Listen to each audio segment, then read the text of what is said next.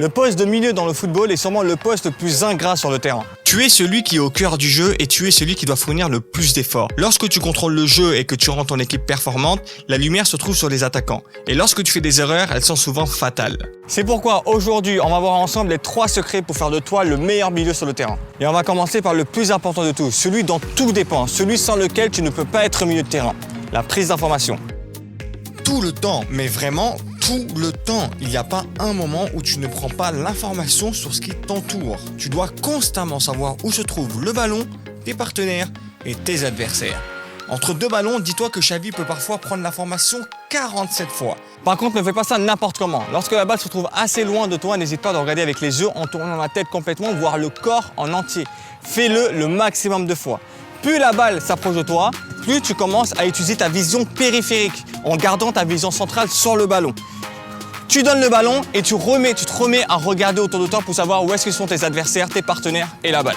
En numéro 2, ça va être ton positionnement. Essaie toujours d'être de 3 quarts par rapport au jeu. Sois légèrement de profil, jamais dos au jeu. Lorsque tu es légèrement de profil, lorsque tu reçois la balle, ça va être plus facile pour toi de te retourner et d'aller vers l'avant, mais ça va aussi être plus facile pour toi de prendre l'information. Alors que dos au jeu, c'est assez compliqué. Lorsque tu es de profil, le fait de prendre l'information plus facilement et le fait de pouvoir te retourner plus facilement, ça va te permettre d'accélérer le jeu et ça va te permettre de déséquilibrer le rapport de force en ta faveur. Et on va terminer par ce qui est sûrement le plus important pour un milieu de terrain, le contrôle orienté.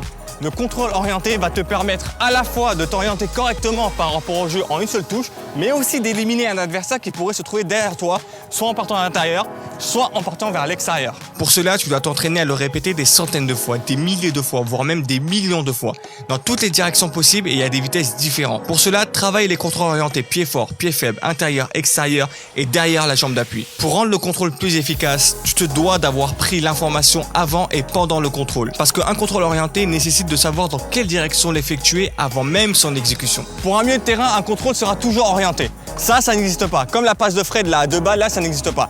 Toujours orienté. Soit vous partez à gauche, soit vous partez à droite. Vous prenez l'info, vous recevez la passe, contrôle orienté.